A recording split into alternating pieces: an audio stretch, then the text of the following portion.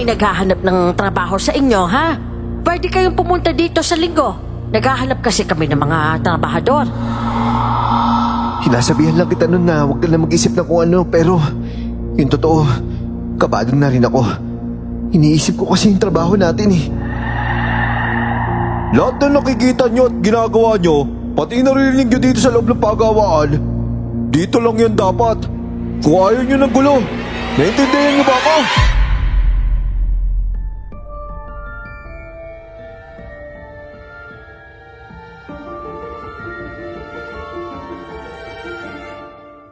Ang isang pangit na karanasan kapag naulit pa ay mahirap nang makalimutan.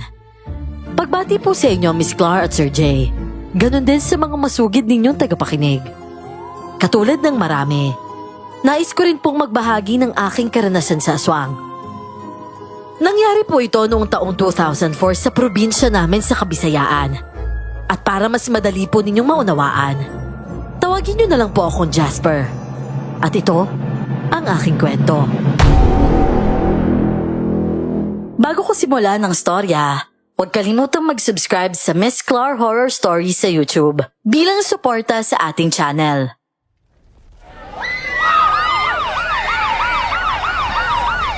Boss! Bitawan niyo na yan! Ang init dito sa loob, baka matunaw yan habang hawak niyo! Jasper, hindi ko to pwede iwan. Papaswerte ko tong pusa na to. Pero boss, nasusunog na tong factory na to. Papaswerte pa rin yung iniisip niyo. Tara na, boss! Oo na. Sige na, nandyan ako. Jasper! Boss! Kailangan nating lumabas sabi ng bumbero! Baka may sumabog ka daw dito sa loob! Oo, Rika! Papunta lang kami dyan! Nandyan lang kami! Diyos ko! Rika! Rika! Ano? Ayos ka lang ba? Oo, ayos lang ako. Nagulat lang ako tapos na-out of balance ako. Ako, wala na. Tapos na. Tapos na yung pagawaan ng plastic ko. Boss, ang mahalaga lang naman dito, ligtas tayo eh. Kaya dito muna kayo. Dito muna tayo sa tabi. Ayos lang yan. Hinga muna tayo.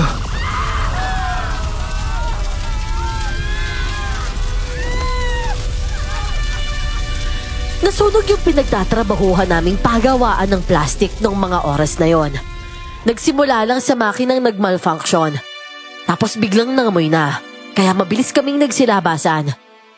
Nang magsimulang lumaki yung sunog, may binalikan pa yung boss ko na gamit malapit sa entrance, kaya naman sinundan ko siya. Yun ang naabutan ng nobya at kasamahan ko sa trabaho na si Rika, nang may pumutok na naman.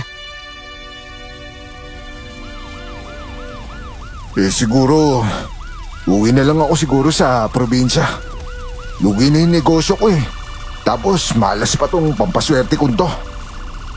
Boss, siguro magtayo na lang kayo ng panibagong negosyo. Nandito pa rin naman kami. Ready pa rin talaga kami magtrabaho para sa inyo. Oo nga naman po, boss. Mababawi nyo rin po yan hanggat hindi po kayo sumusuko. At saka huwag po kayo mag-alala. Sa inyo pa rin po kami papasok.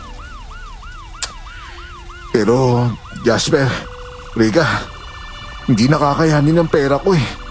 Ang dami ko pang ayusin bago makapagsimula ulit.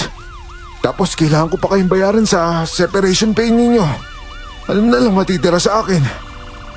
Ay nako, ang mabuti pa, umuwi na kayo. Bukas punta kayo sa bahay ah. Kunin nyo na yung huling sweldo nyo. Pero boss naman, baka po nabibigla lang kayo. Baka naman pwede pa natin pag-usapan. Boss, sigurado na po ba kayo dyan? Oo.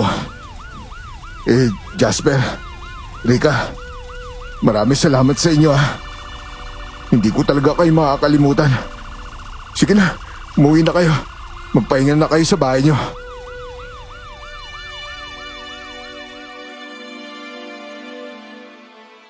Nang hapong yun ay wala na kaming nagawa kundi umuwi sa tinutuloyan namin. Bagsak ang balikat namin sa pag-uwi. Ang sabi pa nga ng ilan naming kasamahan, sinadya raw ang sunog dahil nalulugi na talaga ang pagawaan. Ang iba naman, sinadya yun dahil daw malaki ang insurance doon ni boss.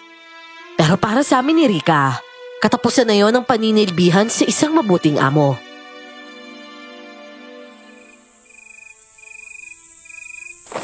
Sigurado ako, Jasper, malulungkot din sila nanay kapag kinuwento natin yung nangyari, no? Nako, sinabi mo pa. Pero, ito talaga iniisip ko, Ricky. Ano kayang gagawin natin? Wala na tayong trabaho, di ba? Tapos ang konti pa ng ipon natin. Ano pa nga ba? Siyempre, maghahanap ulit tayo ng trabaho. Sabi mo nga, di ba, konti pa lang yung ipon natin? Alanganin pa yun, pampakasal tapos pang-uwi pa natin. Paano kaya kung magbakasyon muna tayo? Total, mahigit 2 taon naman tayong di nakakauwi sa atin, di ba? Pero, tingnan muna natin kung magkano yung makukuha natin pera kay boss. Baka sakto lang din yung pamasahin nating dalawa eh. Oo, sige. Mas okay siguro kung magbabakasyon muna tayo bago maghanap ulit ng trabaho. Parang ang bigat kasi sa dibdib ng mga nangyari.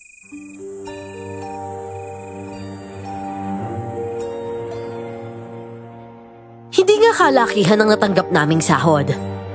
Pero dahil may separation pay naman kahit paano si boss ay ayos na rin kapag pinagsama yung sweldo namin ni Rika. Kaya nagpasya na rin kaming umuwi ng probinsya, 1 linggo lang pagkatapos ng insidente.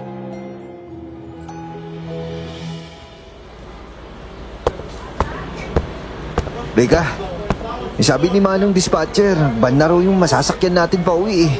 Wala na daw kasing jeep ng ganitong oras papunta sa atin. Hanggang 12:00 lang daw sila eh. Tapos hindi pa dito yung parking area. Ano? Van talaga? Ano klaseng van naman yan? Yung mga puti na yun? Oo, yun nga. Parang katulad din nung sa Maynila. Ano ba yan? Mahihiluhin pa naman ako. Eh kung mag-arkila na lang kaya tayo ng tricycle. Total, ang dami naman nating dala eh. Sigurado ka? Eh gusto ko sana sa van para makaupo ng ayos eh. Alam mo naman tong height ko, di ba? Sa bagay, higanti ka kasi.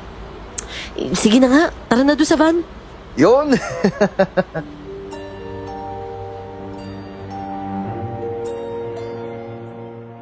May katangkaran kasi talaga ako. Kulang-kulang 6 na talampakan yung height ko. Medyo matatangkad naman kasi talaga ang lahi nila tatay.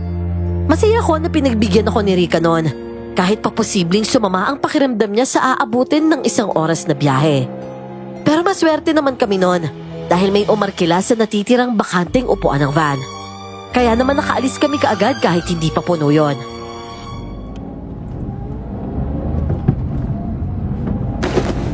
Aba, kahit pa paano, sementado pala yung highway dito sa atin ah. Oo nga eh. Hindi tulad dati no, pag umuwi tayo. Para tayong mga ninja nun. Kailangan balot na balot yung ulo natin para hindi kapitan ng alikabok yung buhok. Oo nga no, lalo na kapag basa yung daan tapos ang aga natin bumiyahe galing sa atin. Pagdating nun sa terminal, nagmumukha na tayong blondie sa kapal ng putik tsaka alikabok. Sinabi mo pa. Ay, pero mas gusto ko pa rin sana sa jeep eh. Iba pa rin kasi pag yung hangin nagagaling sa labas. Ayos lang din man tayo ngayon tsaka hindi punuan no, diba? Kita mo, tayong dalawa lang yung nakaupo dito sa pinakalikod oh. Sa bagay, buti na nga rin. Teka, kilala mo ba yung umarkila nitong van? Siya ba yun? Yung nasa unahan? Oo, siya yun. Yung mukhang bigatin no. Tapos dun daw siya bababa sa loobang banda. Yung pababa sa dagat sa sitio natin. Oh, talaga? Di ba parang wala namang masyadong nakatira dun? Liblib na parte na yun eh. Tsaka di ba mas makipot pa yung kalsada banda dun? Ewan. Baka maayos na rin yung daanan ngayon. Tsaka baka dumamin na rin yung nakatira. Grabe no? Ang tagal ko na palang hindi nakakapunta banda dun. Ang ganda ng buhangin sa parte na yun, di ba? Oh, di ba? Hindi lang tayo sinuwerte sa van. Nakapasyal pa tayo.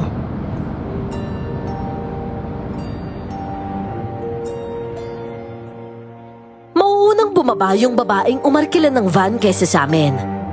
Kaya naman kasama pa rin kami hanggang sa bababaan niya. At hindi nga ako nagkamali. Sementado na pala ang daan papunta sa bahagi na yon ng barangay namin.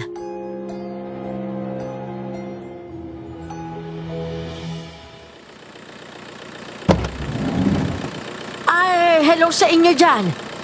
Oo nga pala. Baka may naghahanap ng trabaho sa inyo, ha? Pwede kayong pumunta dito sa linggo. Naghahanap kasi kami ng mga trabahador. Uy, Rika, trabahador daw. Madam, mawalang galang na po ah. Ano po bang trabaho yun? Iho! Abay, magandang tanong yan. Alam nyo kasi, malapit nang matapos yung tinatayo naming pagawaan ng chicharon dito.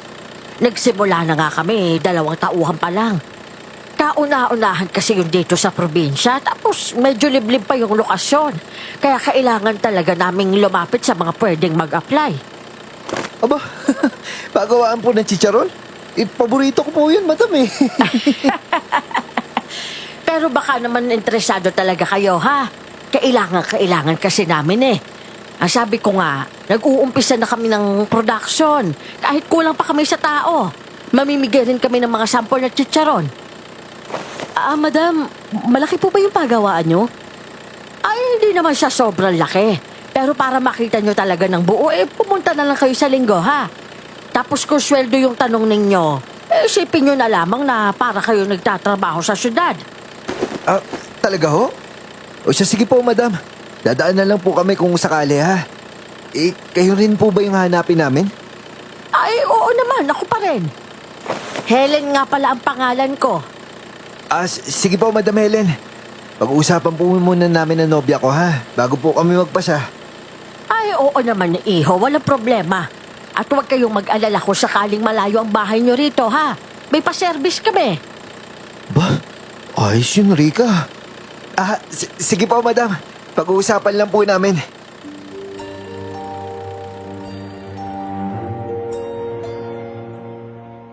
Natapos na rin yung pagdidiskarga ng ilang karton na bagahe niya. Umusad na ulit yung van. At mga 5 minuto pa bago namin marating yung bahay.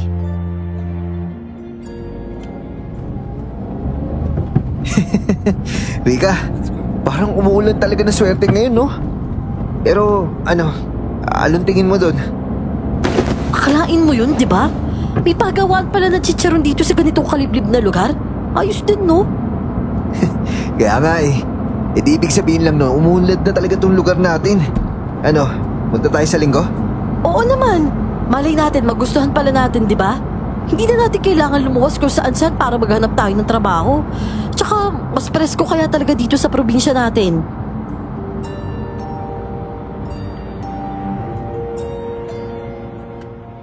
Kahit paano nung mga oras na yon ay wala na rin kaming panghihinayang na nagpasya kaming umuwi ni Rika sa probinsya.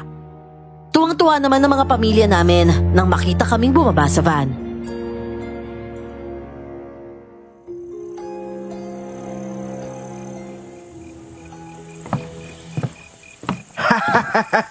Nako, akala talaga namin may bisita kami. Kayong 2 lang pala. Ay, nako naman. Wala man lang kayong pasabi na uuwi pala kayo. Sana naman nakapaghanda ako kahit konti. Kahit yung paborito mo na kutsinta, Rika. Ayos lang po, Nay. Ang mahalaga po, nandito na ulit kami. Kahit na... Medyo hindi po kasi maganda yung nangyari sa amin eh. Kaya nagpasya na lang po kami umuwi dito. Ganun ba?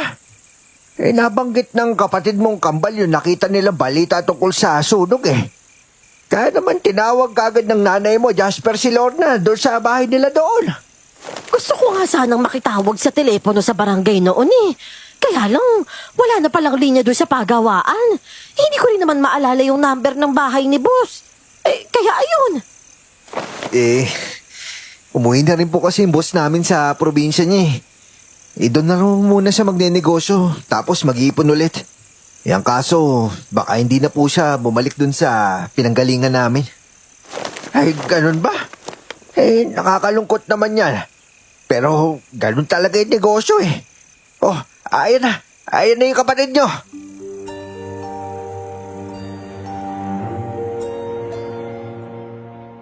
Tuwang-tuwa naman kaming makita ang mga nakababatang kapatid namin. Ako kasi, may 2 kambal na lalaki at may bunsong kapatid na babae. Si Rika naman may 2 pang sumunod sa kanya. At dahil nga magkapit-bahay lang kami, para na rin kaming naging isang malaking pamilya na nagtipon-tipon. Hindi na muna namin inisip ang paghahanap ng trabaho noon. Ang mahalaga ay magkakasama kami, lahat ng mga mahal namin sa buhay. Pero nang gabing yon, Mukhang may hindi natuwa sa pag-uwi namin. Wala pa naman si tatay noon dahil nasa laot para mangisda. Si nanay, ako at ang kambal kong kapatid lang ang magkakasama sa bahay. Si Rika naman, nandun sa kabilang bahay sa bahay nila kasama ang pamilya niya. Anak na. Grabe ang mga yan. Igibayin yata ng mga pusa yung bubong natin. Ganun na. Sige, lagot kayo sa akin. Hoy! Umalis nga kayo dyan! Ang iingay nyo eh! Teka, hindi pusa yun! Hoy, halimaw! Umalis ka dyan! Eto sa'yo!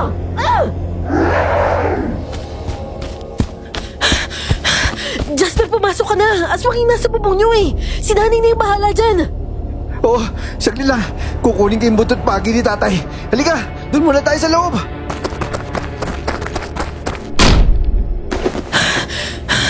Hindi na, Jasper. Dito na lang tayo. Hayaan mo na doon si nanay. Sinabuyan na niya yung asin yung bubong nyo.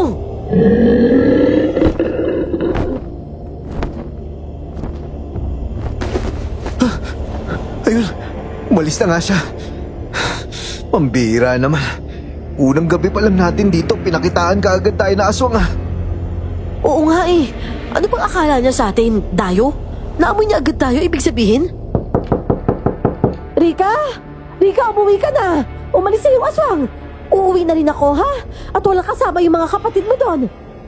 Opo, Nay! Susunod na po ako! Grabe. Hindi pa rin pala napupuksa yung mga halimaw na yun dito sa atin. Pero, paano nalaman ni Nanay Lorna na aswang yun? Hindi pa kasi kami tulog ni nanay eh.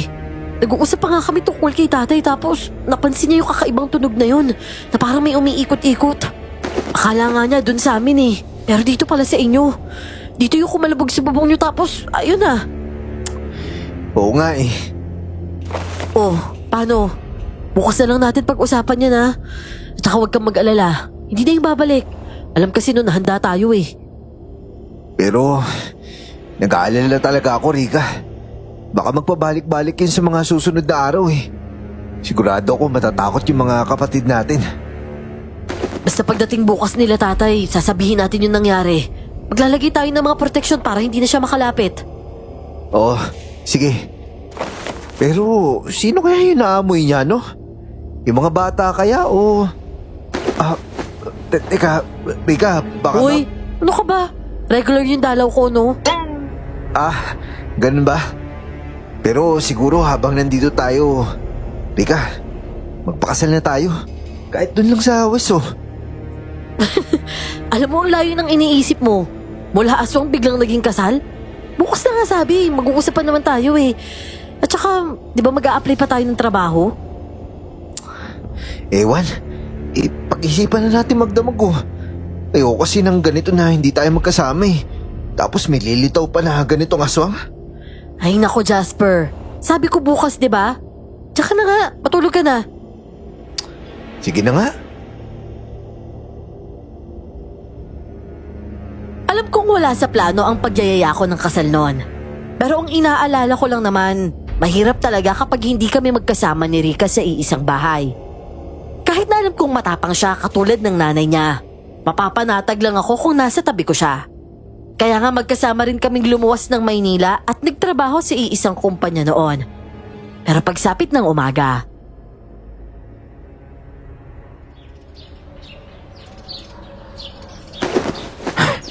Lintik talaga na aswang yan. Nagparamdam na naman pala. Akala namin lumayas na yun ah. kaya nga Joel, buti nga natakot kagabi. Kahit yung asin na itim lang yung sinaboy ko dun. Ay nako, kung hindi pa talaga yung natakot, sisibatin ko na talaga yun eh. Nay Lorna, maraming salamat po sa pagligtas niyo sa akin ha. Akala ko po pusa lang po yun eh. Hindi ko man lang naisip na aswang pala yun. Ba't tuloy na dambot ko imbis na panlaban? Ay nako Jasper, di bali na.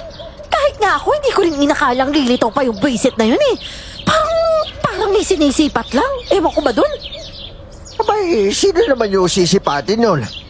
Nako, palaisipin tuloy sa akin kung ano naman yung nag-udyok para lumitaw ulit yun dito. Atay, Baka po akala nila mga dayo kami dito. Nay, Tay Joel, may ideya po ba kayo kung sino yung aswang na yun? Wala talaga akong ideya dyan, anak. Ang huli ko ang natatandaan. Nung bagong panganak pa lang ako kay Bunso. Naaalala mo yung tunog na parang baboy? Eh, tinataboy mo gamit yung kalamansi. Naaalala mo ba yun? Oo nga po, Nay. Yun din yung huling naaalala ko sa aswang eh. Abay, mas matagal pala yung sa amin. Bale, 12 na yung kambal ko ngayon eh. Eh, yung bunso mo, Lorna, ilan taon na ba? 10 taon na si Rachel.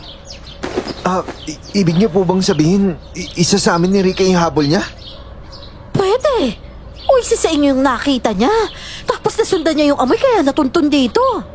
Eh, yung mga nakasalamuhan niyo kahapon pagdating, doon sa terminal, may napansin ba kayo kakaiba doon? Wala naman po, Nay. Pero... Nay, baka po dun sa liblib. Yung pinuntahan po namin kahapon. Eh, saan namang liblib yun? Bali, dun po yun sa kabilang sityo eh. Hindi ko nga lang po alam kung alam nyo na meron daw tinayong pagawaan ng chicharon doon. Oo, alam ko yun. Kita ko nga yun mula sa laot yung tinatayo nila pagawaan. Hindi naman ganun kalawak pero halata naman na malapit yun sa dagat. Aba, bakit naman kayo napunta doon? Tay, may kasabay kaming pasero na bumaba doon eh. Parang siya yung namamahala doon sa pagawaan. Helen po yung pangalan niya. Maputi na babae na medyo matangkad tapos magarang manamit. May katandaan na po pero mabait naman siya. Niyaya pa nga po kami mag-apply dun kasi kulang daw sila sa tao eh. Marami akong kakilala banda ron pero wala naman nababanggit na may napapabalita ang aswang.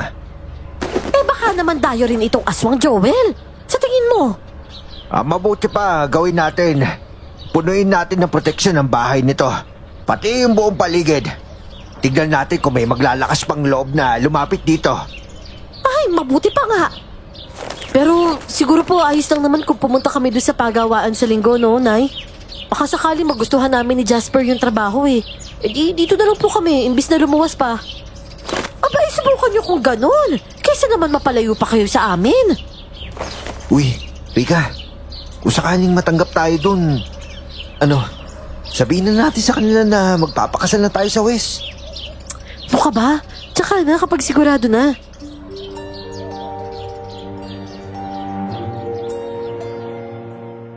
Makahulugang nagtinginan yung mga magulang namin.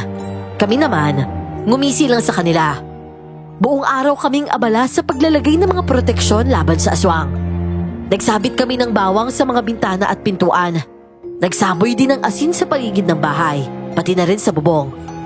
Nanguha ng buhot na uri ng kawayan si tatay at naglagay sa pagitan ng mga bakod. May ilan din siyang pinili para gawing sibat. At pagsapit ng hapon, bago magsipasok sa mga bahay ay nagsiga muna kami sa labas ng goma. Sa loob naman ay nagpauso kami ng kamangyan.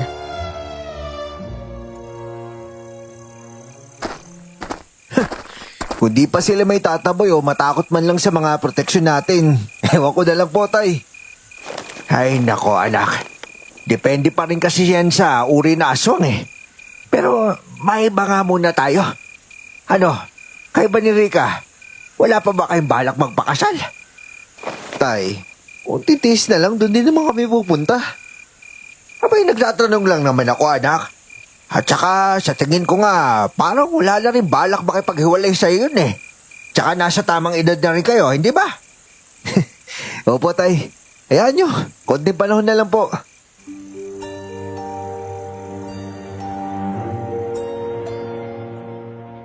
Maayos na lumipas ang mga gabi hanggang sa sumapit ang araw na pupunta kami sa pagawaan ng chicharon. Umupa kami ng tricycle at nagpahatid sa lugar. Pagdating doon, may mga ilan-ngilan nang naroon sa labas ng hindi kalakihang pagawaan. Kaagad naman kaming sinalubong ni Madam nang makita niya kami. Oh! Kayo yung dalawang nakasama ko sa van, hindi ba? Mabuti naman at nakapunta kayo. Pwede kayong magpalista doon sa assistant ko, ha? Si Cosme. Tapos maupo muna kayo saglit. Tapos magsisimula na tayo. Salamat po, madam. Huwag ka munang magpasalamat, ha? At i-interviewin ko pa kayo isa-isa mamaya. Nako, salamat pa rin po dahil in-entertain niyo po kami dito. Ay, nako, walang problema yon. Gustong-gusto ko kasi talagang makakuha ng mga trabahador. Malay ninyo, kayong dalawa na yun, hindi ba? Wala naman po siguro magiging problema kung sakaling magkasintahan kami tapos pareho po kaming matatanggap, no? Kaya magkasintahan pa yan o mag-asawa, magkaibigan o magkapatid. Ayos lang sa akin yon. Basta't dedicated kayo sa trabaho, ha? Walang problema yon. Kesa naman magkaaway kayo, hindi ba? Tapos madadamay pa yung pagawaan kapag nag-away kayo. Nako, yun ang tunay na sakit sa ulo. Nako, ma'am. Tested and proven na po tong tandem namin ni Rika, no? Kaya nga po sana kami yung mapili nyo. Tingnan natin, ha?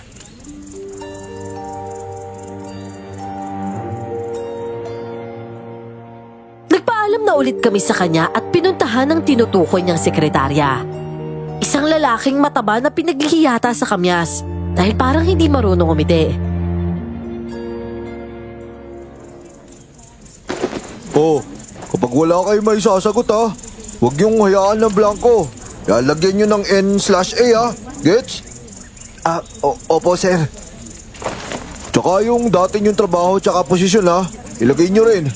Huwag itatago yung work experience nyo kahit pangit o maganda pa yung record nyo doon. Areglado po, sir. O sige, diyan ka muna sa tabi. Oh, miss, dito ka. Nobyo ko po kasi siya, sir. Pwede po bang magkasabay na rin kaming mag-fill up nito? Ganon? O sige, basta bawal yung PDA dito ha. Si sir talaga, oh. Marunong pala kayo magbiro. Walang magbiro. Bakit? Nakita mo ba akong umiti? Seryoso ako, baka akala mo. Nako, sir. Pasensya na po, ah. Pasensya na po kayo, sir. Palabiro lang talaga tong nobyo ko eh. Minsan, wala na sa lugar.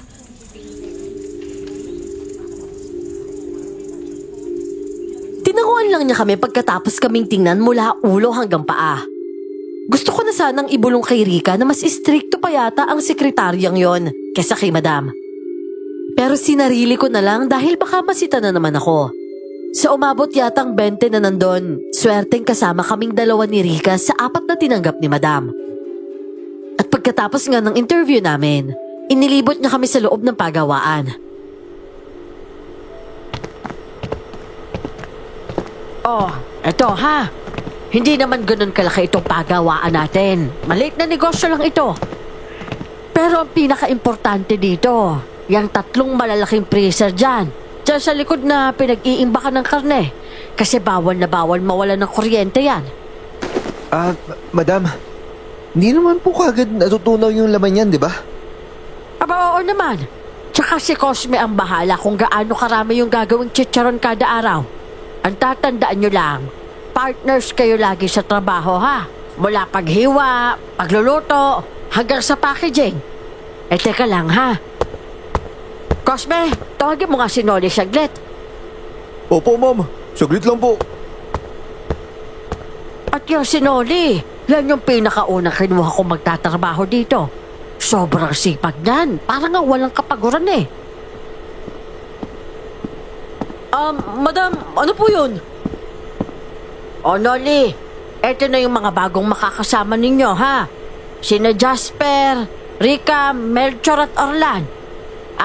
Kayo, ito naman sina Noli at Jun, ha?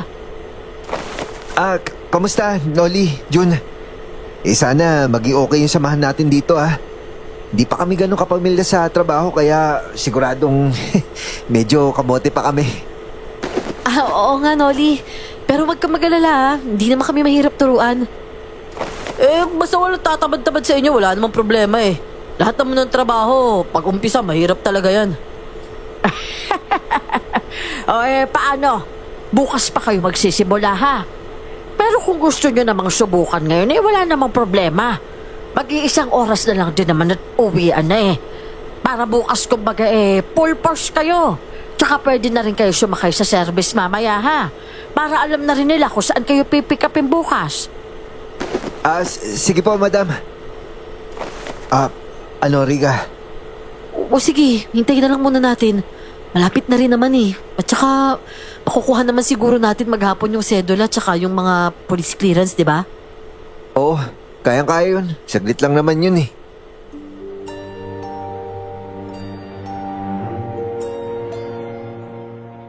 At napagpasyahan nga naming sumabak na sa trabaho ng mga oras na yon. Isang salang lang ng chicharon ang naabutan namin at nagpacking na kami. Inubos lang mabalot ang lahat ng naiprito na at nagsipag-uwian na kami. Wala na sina Madam at Sir Cosme doon, kaya sa guard na si Mang Lupe kami nagpaalam.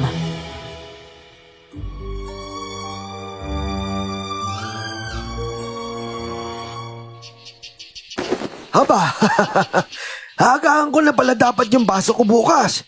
10 na pala tayo nagtatrabaho dito. 10? May papasok pa po ba na hindi namin kasama ngayon? Ah, ang bilang ko kasi, bale, 6 kayo. Tapos sila Madam, si Cosme, plus driver, tsaka ako. Kaya naman po pala. Mang Lupe, mabuti nakapasok po kayo dito, no? Naku, kababata ni Madam yung si Mang Lupe, kaya malakas yan dito. Si Cosme po, kaano-ano po ba yun ni Madam? Sa totoo lang, mas mataray pa siya kaysa sa dating ni Boss eh. Bale si Ma'am Helen ninyo. Siya yung kumapkop kay Cosme. Binata pa lamang yon. Ngayon, ang laki-laki niya na, hindi ba? Kaya mas malakas yun kay Madam kesa sa akin. Naku, iayos lang po yun. Masaya naman po kayo kausap, Mang Lupi. Oh, nandiyan na pala yung service nyo. Bilis na. Sumakay na kayo. Dahil bukas abala na tayo. May delivery din ng karne bukas. Sige po, Mang Lupe. Bukas po ulit, Oh, sige. Humahinga na kayo.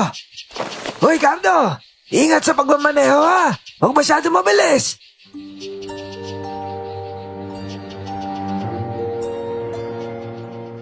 Tinanguan lang siya ng driver. Tanaw pa namin ang matanda na isinara ang gate pagkalayo ng luma at kulay pulang Ford Fiesta. Kilala pa ni Mang Cardo ang mga tatay namin ni Rica, kaya hindi na kami nahirapang sabihin sa kanya kung saan kami ihahatid at kung anong dadaanan kinabukasan. Pagdating sa bahay, kaagad naming inanunsyo ang magandang balita.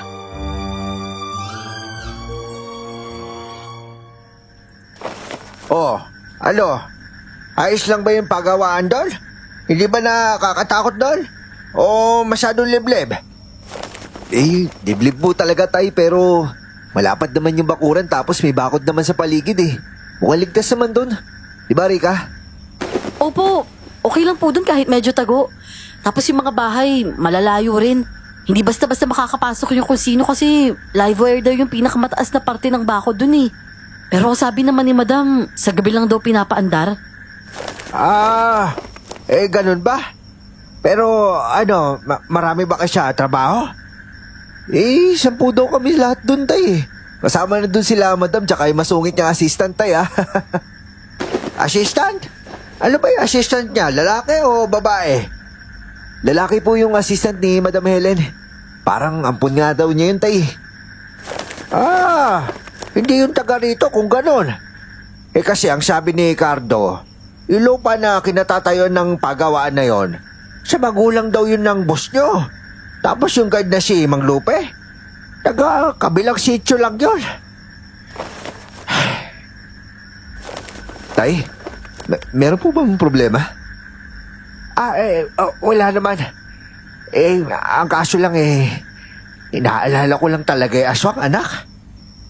Sa Tatay Joel naman, tinatakot niyo pa po kami. Nako, hindi naman sa ganun, Rica. Sa akin lang maging maingat tsaka alerto kayo, ha? Teka, maliban kay Cosme, sino pa sa tingin niyo yung parang hindi taga rito? O baka taga ibang bayan? Tay, parang yung si Noli, yung tomboy. Pamilyar ka ba doon? Hindi kasi namin natanong kung taga saan yun Oh, bakit naman? Mukhang okay naman siya kausap Lorna, ikaw pala. Halika. Ay, nako! Makikisali na nga rin ako sa usapan ninyo. Parang hindi na matapos-tapos yan At saka Tsaka bakit parang pahina na pahina yung boses ninyo? Kanina lang sigla-sigla nung naririnig ko kayong natanggap kayo, tapos ngayon, kulang na lang magbulungan kayo. Ano ba meron? Ay, nako, Lorna. Pinapaalalanan ko kasi itong mga batang to. Sabi ko mag-ingat sila doon sa bago nilang trabaho. Tsaka may mga dayo silang kasama, kaya alam mo na, di ba? Yung mga aswang. Abay, buti naman at pinaalalahanan mo. Mahirap na kung dito pa mismo sa atin magdedelikado ang buhay ninyong dalawa. Naku, si Nanay Lorna naman. Hindi naman po siguro. Pero sige ho, mag-ingat po talaga kami. Salamat po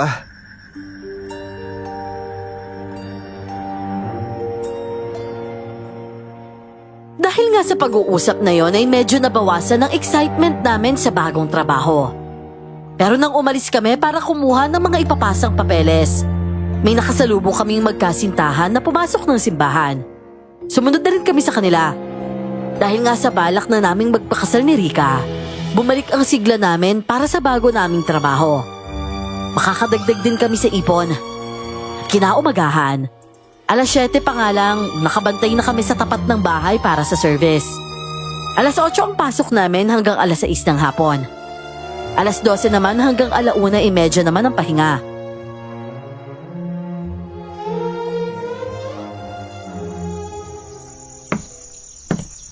Oh, wala si madam Sinundo niya yung delivery ng karne sa pantalan. Kaya ako muna yung bahala dito. Malinaw ba yun? Bali ang gagawin nyo, susundin nyo lang yung ginagawa nila Noli tsaka ni John para hindi kayo mahirapan. At sabay-sabay din kayo matatapos. Naiintindihan nyo ba? Opo, sir. Naintindihan po namin. Mabuti kung ganun. Sige na, bitbitin nyo yung mga basket nyo at tara na dun sa freezer.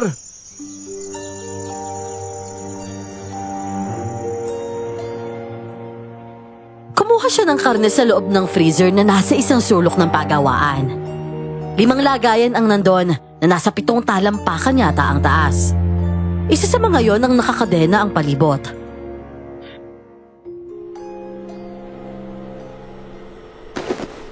Sir, pwede ko po ba malaman kung anong laman nung isang nakakandado?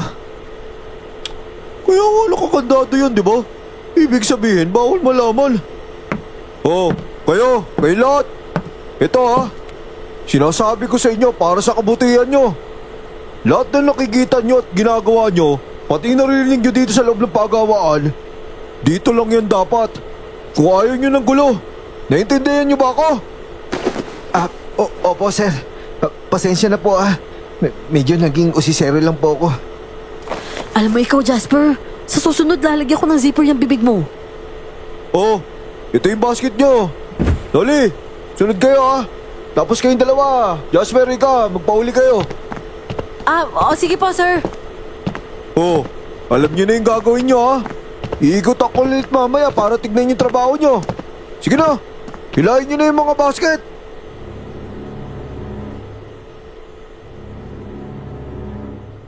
Nairita na talaga ako kay Sir Cosme noon. Para kasi siyang klase ng tao na pipikunin ka kahit anumang oras.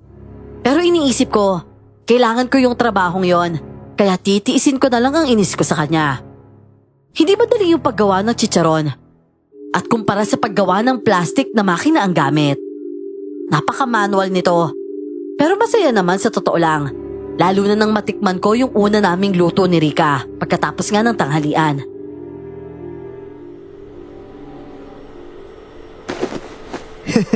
Ayos, Rika, no? Mas masarap pala pag sariling gawa mo yung chicharon. Bili kaya tayo nito, pampasalubong kila tatay mamaya. Uy, Jasper, ano ka ba? Kakaumpisa pa lang natin Tsaka nakapag sumweldo na tayo. Halika na, magtrabaho na tayo ulit dun.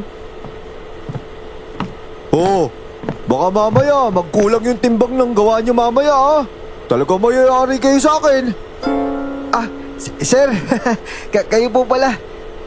Tinikman ko lang naman, sir. First time ko kasi dito Ganun ba? O siya, sige na. Ituloy nyo na yung ginagawa nyo. At nga pala, ingat kayo sa paglagay ng suka sa loob Tsaka tama na yung pre-taste na yan.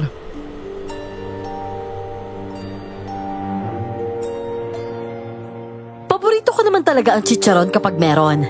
Pero natuwa ako noon na mukhang nag-iba ang tono niya sa akin. Eksaktong tapos na ang trabaho ng hapong yon nang dumating ang isang delivery truck. Hinayaan naman kaming umuwi ni Madam at may mga tao namang nagdidiskarga ng mga bagahe. Mabilis ngang lumipas ang mga araw. Maayos ang takbo ng trabaho. Hanggang isang umaga.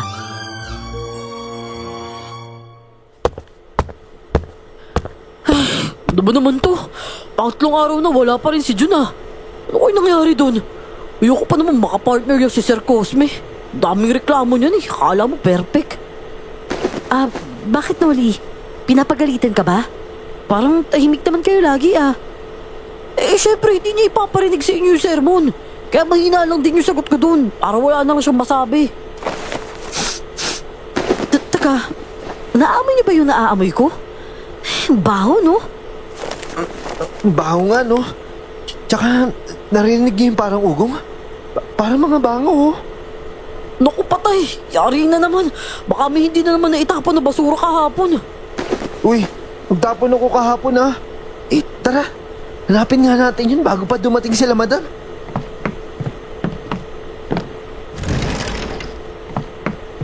Teka nga lang, baka naman hindi dito sa loob galing yung amoy na yun.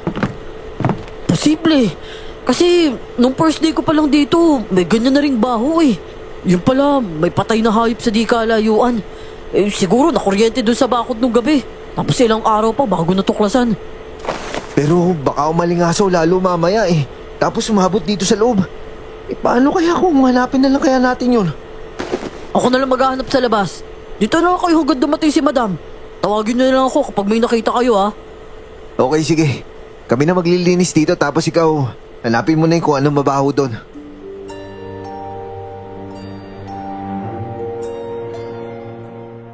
Pagkatapos mailagay ang mga gamit sa lagayan ay nag-umpisa na kaming maglinis.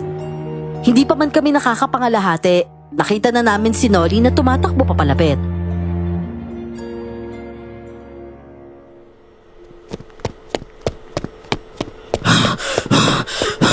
Jasper! Rika! May patay doon sa labas ng bakuran eh! Doon sa likod! Ano? Patay? Teka nga, ano patay yung sinasabi mo, Noli?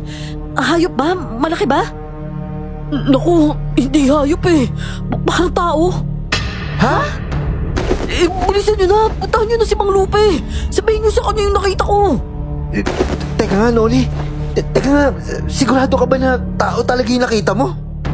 Oo, tao talaga. Kita ko na yung bungo eh. Lumalabas na. Ay, ano ba yan? Tara na nga doon. Jasper, puntahan mo na si Mang Lupe. Tapos sumunod ka na lang sa amin doon. Hindi, Rika. Kailangan ko muna makita mismo bago ko sabihin sa kanya. Tara, punta tayo doon sa likod. Basta magtakip na lang kayo ng ilong at bibig ha. Baka hindi na kayo makakain tsaka makatulog kapag nakita niyo yun eh. Ilang hakbang pa ay mas tumapang na nga yung amoy at mas lumakas ang ugong ng mga bangaw. Mula nga sa wire sa labas, kitang-kita na namin ang pinagmula noon. Nang makalapit pa kami ng husto ay luminaw na sa amin ang itsura ng pinagmula ng mabahong amoy. Dahil sa nangyari nung araw na yon, napilitan si Madam na pauwiin kami bago magtanghalian. Hindi naman kasi nakuha kaagad yung pinagmula ng amoy dahil hinintay pa na may dumating na pulis. Pero nakaalis na yung service, wala pa rin nagpapakitang mga otoridad. Nang sumunod naman na araw, pinuntahan kami ni Mang Cardo ng mas maaga. Hindi para sunduin kundi para sabihing wala munang pasok. Sasabihan na lang daw niya kami ng maaga kung kailan babalik. At pagsapit ng hapon, bisita naman namin si Noli.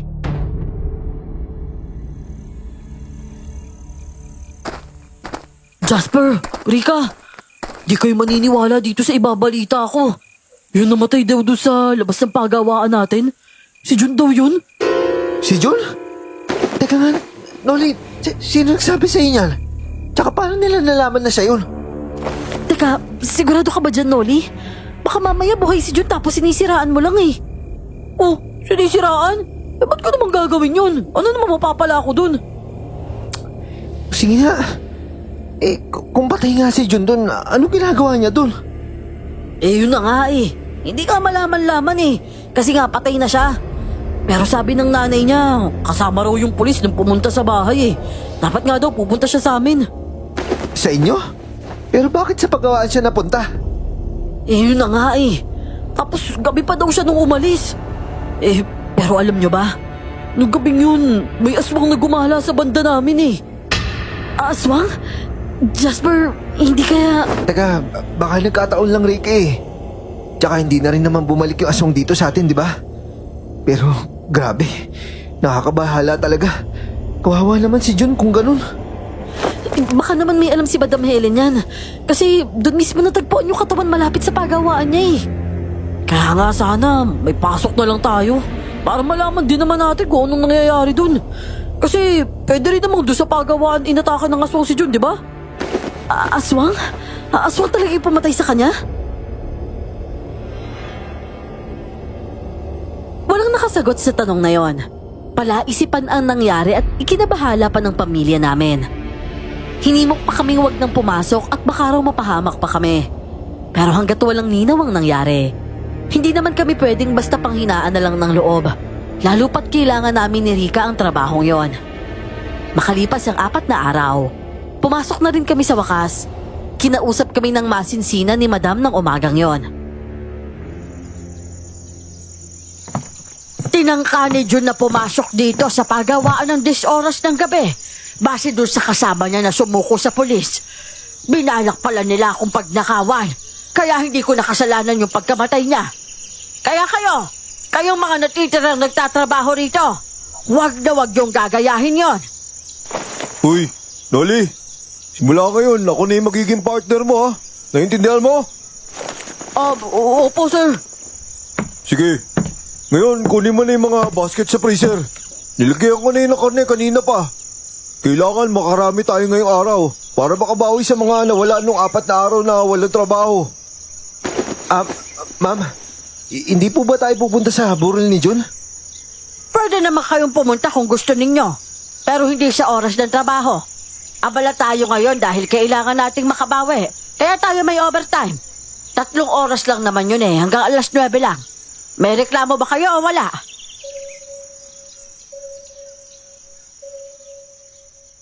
Nang walang nagreklamo ay nag-umpisa na kami sa trabaho.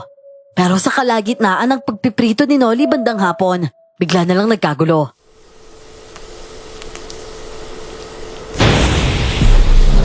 Ay, sir! Sir Cosme! Tulungan niyo po ako dito! Alok lang! Anong ginawa mo? Bakit mo tinapon yung mantika? Ikaw talaga, Noli! Hoy! Yamap! Noli, bilisan mo! Kunin mo bago kumalit yung mantika! Noli, ako na. Diyan ka na lang. Ilang hakbang ko lang ang lagayan ng mga panlinis. Pagbalik ko ay sakto namang dumating si Madam at nakapamewang pa nga ito. Ano ka ba naman, Noli? Kung kailangan nating makarami, tsaka ka pa pumalpak! Sorry po talaga, Madam. Hindi ko naman po talaga sinasadya eh. Medyo masama lang po talaga yung pakiramdam ko ngayon.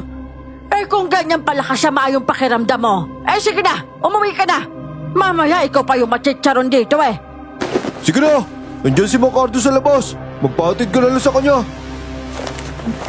Pasensya na po talaga, Madam. Si John po kasi, siya po yung pumapasok sa isip ko habang nagtatrabaho ako. Ay naku, Noli, wala ka talaga matatapos kung si Jun lang ang iniisip mo. Hindi mo naman siya mabubuhay eh. Kaya sige na, ipahinga mo na nga lang yung utak mo. At bukas na bukas eh, siguraduhin mo na hindi na mauulit ito. Nagkatinginan kami ni Rika pagkatalikod ni Noli. Naawa kasi talaga kami sa kanya. Ang maghapon namin noon, puno ng katahimikan dahil wala si Noli. Nakakapanibago lang kasi na yung mga nauna pang magtrabaho doon, parehong wala. Nakadagdag pa doon ng presensya ni na Sir Cosme at Madam Helen na parang nagpabigat pa sa sitwasyon. Hanggang sa oras na ng hapunan.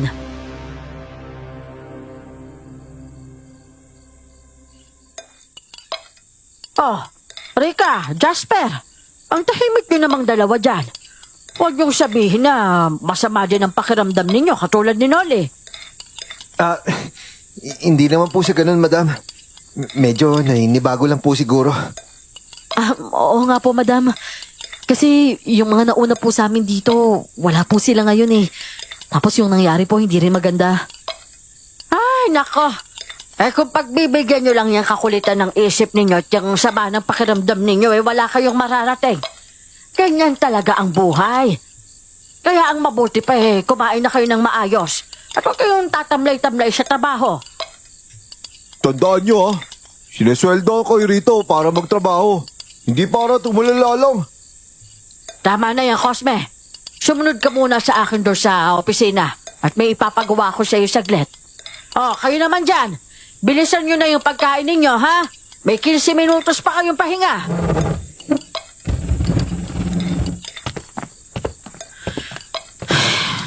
Papas na rin ako, Jasper. Parang nawalan ako ng gana sa sinabi ni Madam eh. Bumalik sa isip ko yung baho tsaka yung katawan na nakita natin nung nakaraan. Ako nga rin eh. Di bali, buhawi na lang tayo ng kahit sa bahay mamaya. Ipit na natin to. Tapos magpahangin tayo saglit sa labas. Tara, tambay tayo kay Mang Lupe.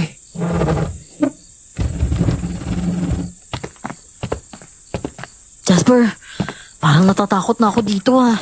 Parang ang likot na nung isip ko. Stoy, ano ka ba? Huwag mo nga hinahayaan yung utak mo na tumakbo ng tumakbo. Mas lalo mo lang tinatakot yung sarili mo eh. Oh, bakit nandito kayong dalawa? Hindi pa ba kayo nagsisimula ulit? Maya-maya pa, Mang Lupe. Kakatapos lang din namin maghapunan eh. Kayo po ba?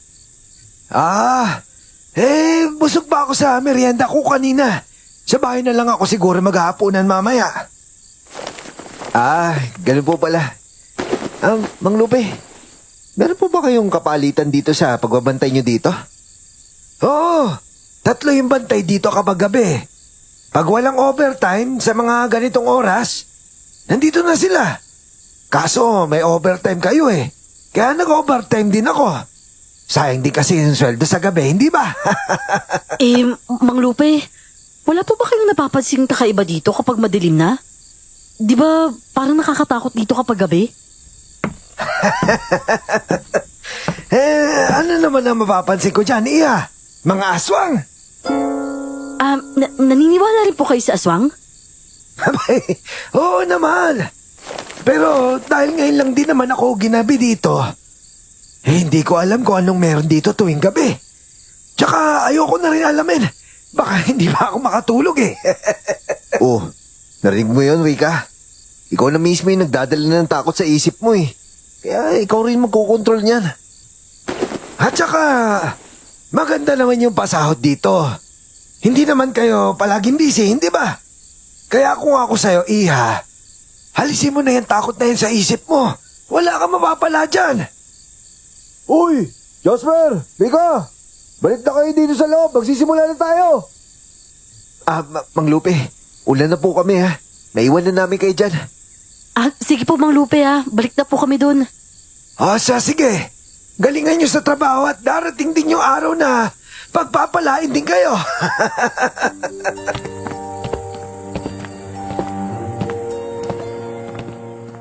Bumalik na nga kami sa trabaho noon.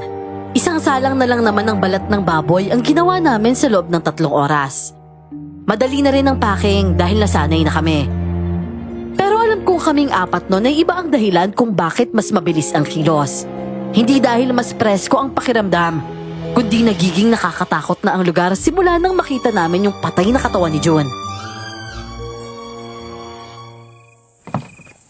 Kayo lahat. Bukas ulit, ha? Gabi na naman tayo. May overtime ulit tayo, ha? Huwag kayong mag-alala. Bukod sa mas mataas ang sweldo libre na rin ang hapunan ninyo dito. Saan ka pa, diba? O kayo, kaya galingan nyo pa sa trabaho ha.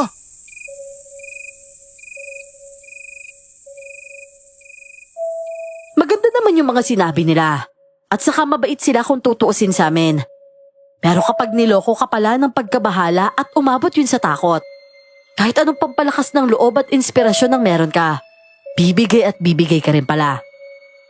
Lalo na kung may hindi ka pa inaasahang marinig mula pa sa mga taong inakala mong may pagmamalasakit sa'yo. Dahil isang gabi noon,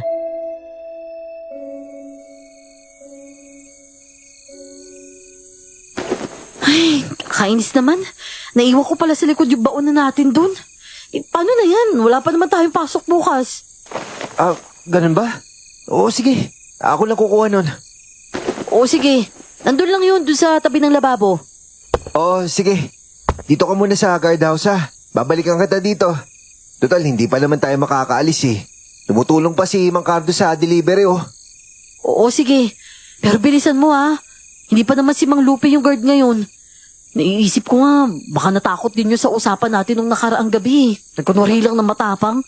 At saka kita mo, si Noli hindi pa rin bumabalik hanggang ngayon. Mukha namang okay yung isang guard eh. Tsaka nandyan naman sila Melchor tsaka Orlan.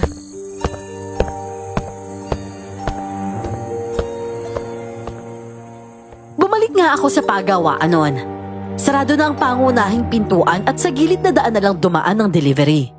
Madilim na ang loob, maliban doon sa may bahagi ng mga freezer. Nandun naman lahat ng tao, maliban kina Madam at Sir Cosme na hindi ko nakita. Yung lababo naman, nasa labas ng pagawaan, sa pinakalikod, kaya doon na ako dumiretso. At nang nandun ako, may naulinigan akong mga boses sa yero na dingding.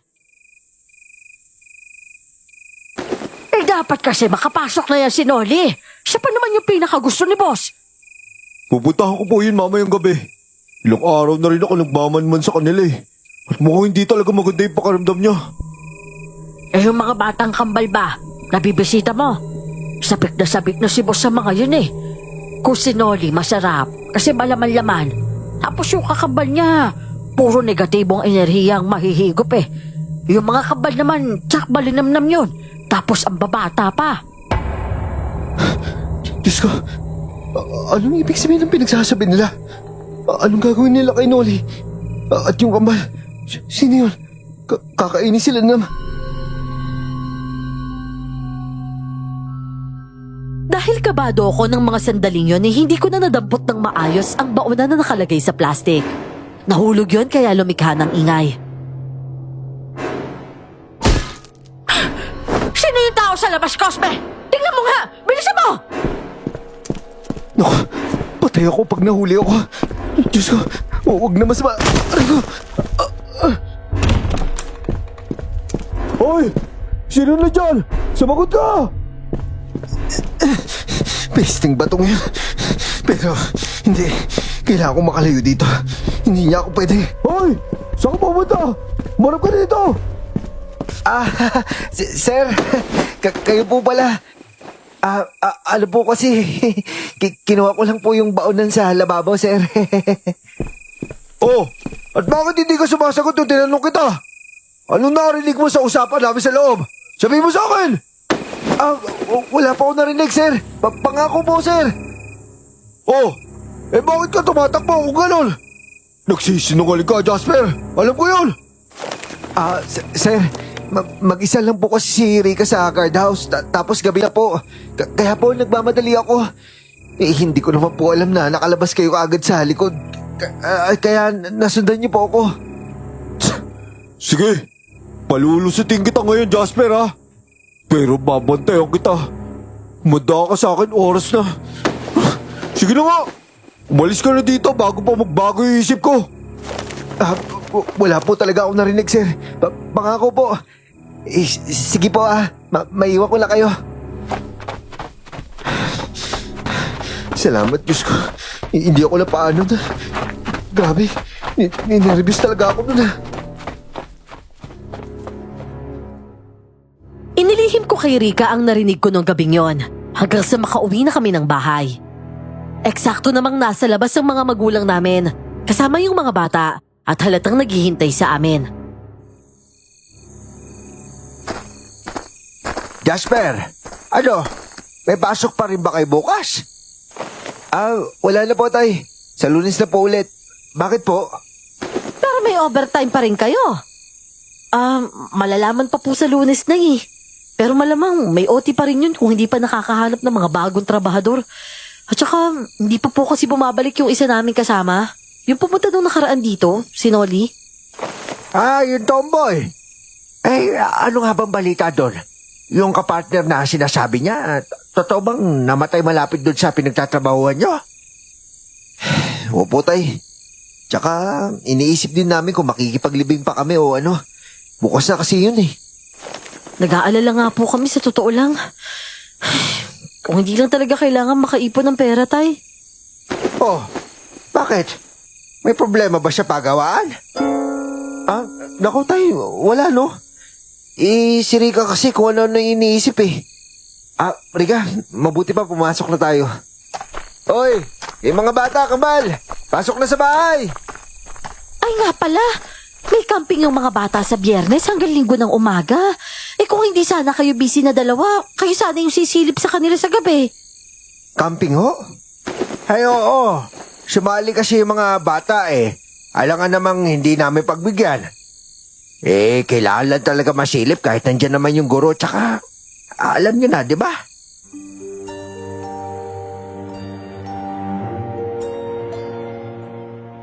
Nauna na ngang ipinasok ni nanay ang kambal na kapatid ko kaya naiwan na kaming apat sa labas. Saglit na namayani ang katahimikan. Ang tanging maririnig lang ay huni ng mga insekto sa paligid.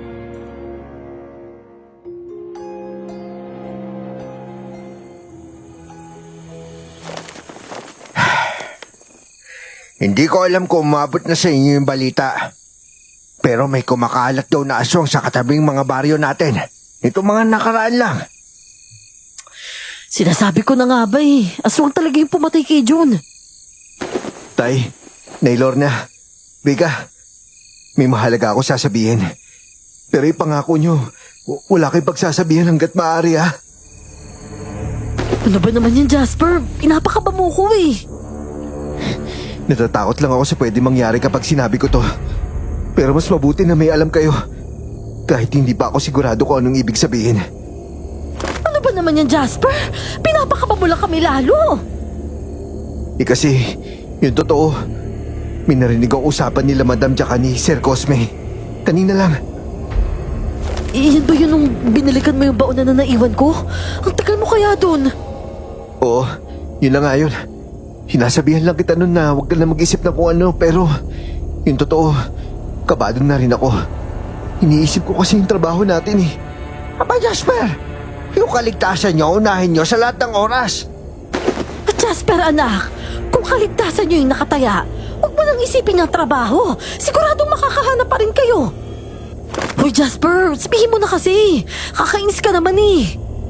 Pinag-uusapan nila yung hindi pa rin pagpasok ni Loli. Rika, parang gigil na gigil si Madam kasi wala pa rin siya.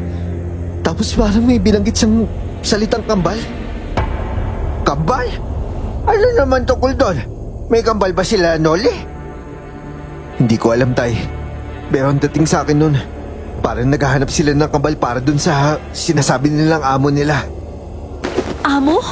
Ibig sabihin, hindi si Madam yung pinaka-amo doon sa pagawaan na yun?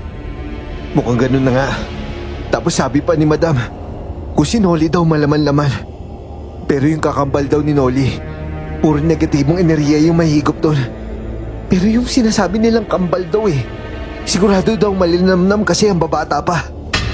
Anak na, sinabi ni Madam yun? Hindi aswang nga sila kung ganon. Aba, kailangan natin sugpuin pa sila bago makagawa sila na masama sa atin. Tay, awat naman po muna Wala pa kasi tayo ebidensya Baka imbis na mahuli natin sila, mabaliktad pa tayo dun. Ayoko kasing may makulong sa atin Huminahon ka nga muna, Joel. Tama itong anak mo. Kailangan natin ng maayos na plano. Para matuklasan natin kung anong sikreto nitong pagawaan ng chicharon. Pati kung sino talagang may-ari niyan.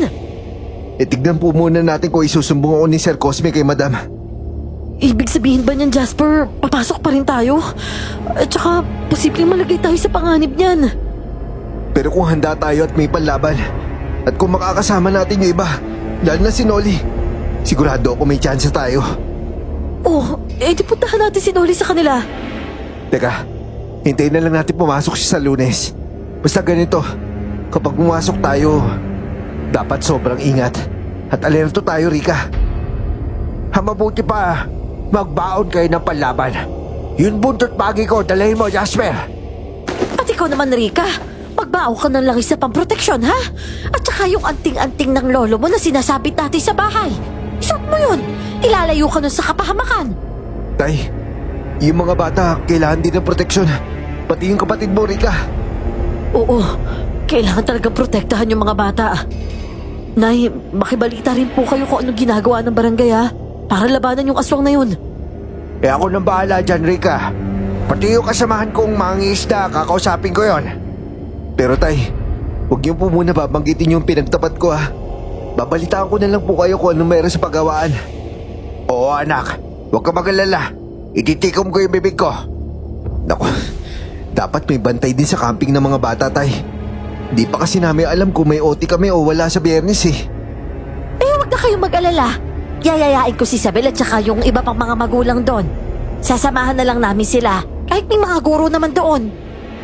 Pero ako, parang ayoko na tuloy sa camping-camping na yan.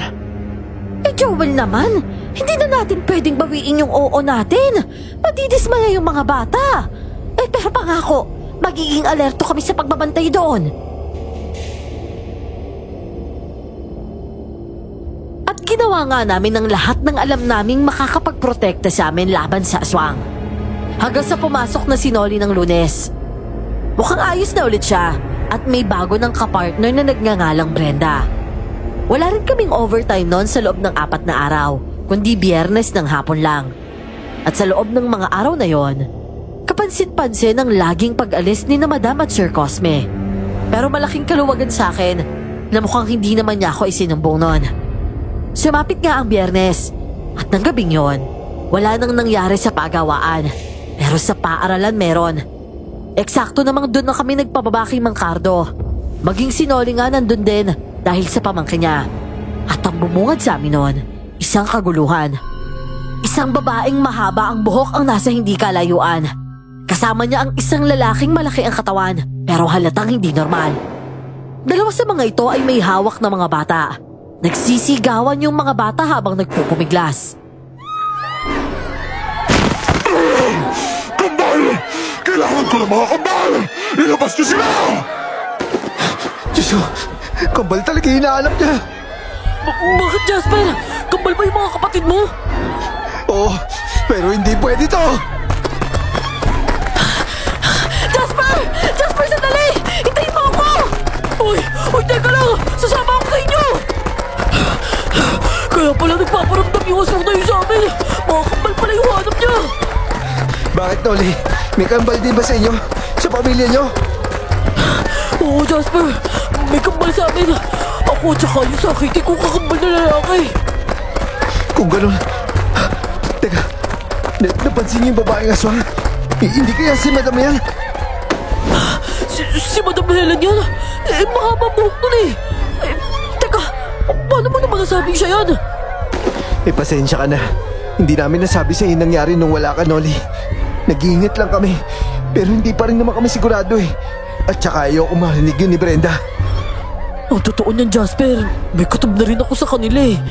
Kasi parang nakikita ko si Sir Cosme sa amin.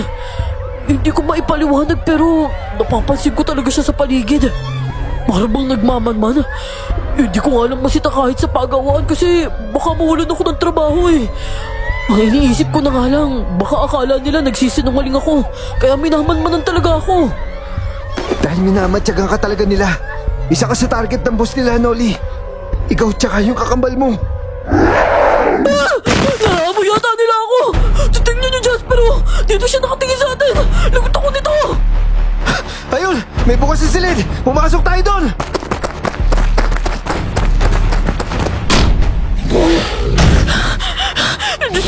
Diyos ko, Jasper! Anong gagawin natin? Baka masira niya yung pintuan! Yung mga panlaban! Hintalan natin, Rika! May bawon akong bawang sa bag! Teka! Ibabatok to! Hoy! Umalis ka dyan! Visit ka! Ah! Ito naman yung benditadong asin ko! Ah! Lumayo ka sa amin! Layo! Ah! Oh, umalis na yata. Teka, dyan lang muna kayo. Sa kabutihang palad ay walang lumitaw na aswang. Pagsilip nila sa bakuran ng paaralan, naghahabulan ang mga tao papunta sa kakahuyan malapit sa pader. Hula nila hinahabol na rin nun ang aswang. May mga angil pa rin naririnig kahit malayo na. Sinamantala nila yon para makalabas.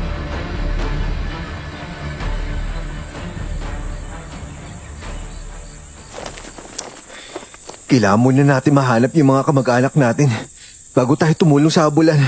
Rika, di ba sabi ni Nanay Lorna pupunta sila dito? Oo, ganun na nga. Sana naman ligtas sila. Ikaw, Noli, may kasama ba yung pamangkin mo dito? Ano, kinita ba sila? Hindi ko nga alam kung may kasama sila eh. Grade 6 na kasi yung mga yun. Oh, kung ganun, kaklase sila na ng kambal ko na kapatid. Kaya nga malamang nandito lang sila. Kaya tara na, hanapin na natin.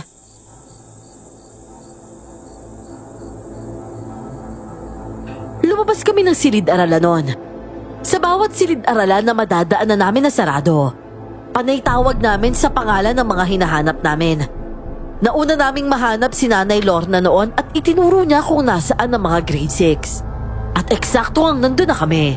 Lumitaw ulit ang babaeng halimaw at isang lalaking aswang na matangkad. Hindi na kami nag-aksaya ng panahon at nilabanan na nga namin sila. Hoy! Umalis na kayo dito! Alis! Oh! Tingnan mo, Jasper! Umaatras sila, oh! Yung mga tao papunta sila dito! Ilang saglit pa nga ay kinuyog na ng mga tao ang natitirang aswang pero nakatakas pa rin ang mga ito. At ang masakla pa, natangay pala talaga ang dalawang batang kambal na nasa grade 2 daw. Sigurado ako, hindi titigil yung mga yun hanggat hindi nila nakukuha yung mga gusto nila. At nandito ka rin, Noli. Paano kung balikan ka nila? Eh di pupuntahan ko pa rin sila. Ibig mo ba sabihin, papasok ka pa rin sa pagawaan, Noli? Oo naman. Sa tingin ko nga nag-iipon pa lang sila ng mga bibiktimahin eh. Malapit na kasi yung kabilugan ng buwan. At malamang doon nila kakatayin lahat ng biktima nila. Diyos ko mga anak! Nandito pa rin pala kayo? Wala bang masamang nangyari sa inyo? Nakipaglaban ba kayo sa mga aswang? Ayos lang po kami, Nay. Huwag po kayong mag-alala. Bumukas na rin ang pinto ng mga grade 6. Narinig ko kaagad ang boses ni Nanay na sinabihan ng mga kapatid kong magpahuli na sa paglabas. Nakisiksik na lang ako para makapasok at mapuntahan sila.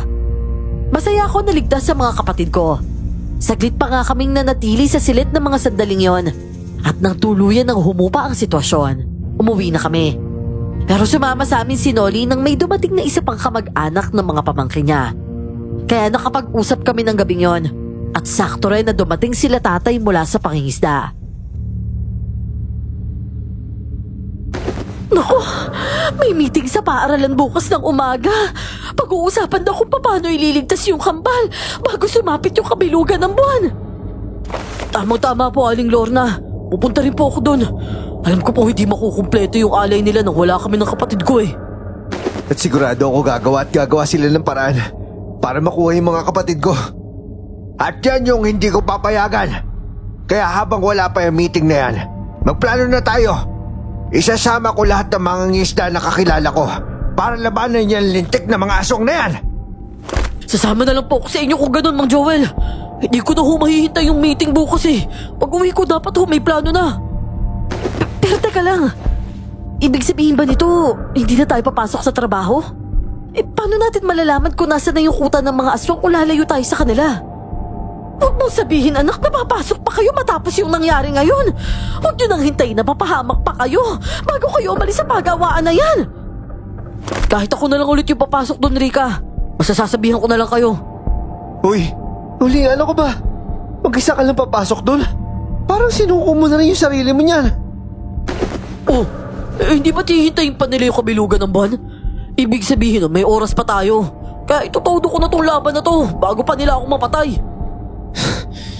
Kung ganun, papasok na rin ako. At ako rin. Rika, hindi na. Huwag na ikaw. Anong wag na ako? Sama-sama tayo dito, ano ka ba? Kapag marami tayo sa pagawaan, mahihirapan sila. At saka may mga panlaban tayo, di ba? Malamang alam na rin nila yun. Diskarte na lang yung labanan dito. Hindi naman siya hinahaya ko kayo mapahamak. Pero tama yung iniisip nyo. Kami naman ang grupo ko yung magmamatsyag din. Ang kailangan lang, malaman ko saan nila gagawin yung balak nila sa kabilugan ng buwan. Paalamin po talaga namin yan, Mang Joel. At salamat po sa suporta niyo ha. Lalo na sa inyo, Jasper, Rika. O siya, sige.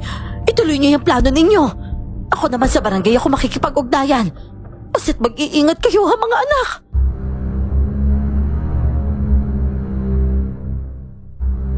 At nabuo nga ang plano noon. Patuloy pa rin kaming papasok hanggang sa makakuha kami ng impormasyon. Umuwi si Noli ng maaga. Si Nanay Lorna na lang ang dumalo sa meeting sa paaralan. Sabado pa lang noon at nang tingnan ko sa kalendaryo, 3 araw pa bago ang kabilugan ng buwan. At pag uwi ni Nanay Lorna, may maganda siyang ibinalita. Ang sabi ni Kapitan, may nagtip daw sa kanya sa pagawaan na raw gaganapin yung ritual, yung pagsasalin daw ng kaluluwa. Oh, ritual ng pagsasalin ng kaluluwa? Oo, yun daw yung tawag sa gagawin ng mga aswang sa kabilugan ng buwan. Para daw yun sa kambal ng daghamon. Uri daw yun ng aswang. Yung isa raw kasi ay buhay, tapos yung isa naman ay bubuhayin pa. Daghamon? Aba, sinaunang aswang pa yun Paano naman nagkaroon nun dito? Matagal na daw kasing itinatago yung espiritu na yun. At habang pinag-aaralan ko paano mabubuhay at saka magkakaroon ulit ng pisikal na anyo. Tapos natuklasan daw nila na mga kambal pala ang kailangan para mabuo yung pisikal na anyo ng espiritong yun. Ano? Papatay sila para lang doon? Mga walang puso at walang kaluluwa. Para-pareho kaming galit noon. At dahil nga sa galit na yon, mas naging porsigido kaming makakuha ng impormasyon. Lunes pagpasok namin, iba na ulit ang gwardya namin. Wala rin si Madam, si Cosme na lang ang nasa pagawaan. At nabuo na ang plano namin noon kung paano siya mapapaamin.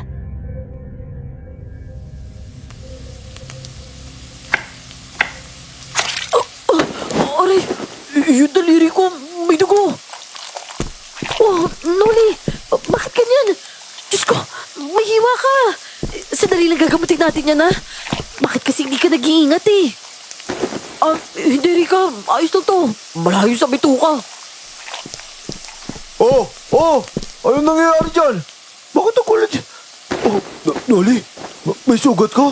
Patingin nga ako. Naku, wala to, sir. Hindi pwede. Gamutin mo yan para huminto ka agad yung dugo. Baka kumalat pa yun sa karne. Ayos nga lang ho ako, sir. Hindi. Halika sa opisina.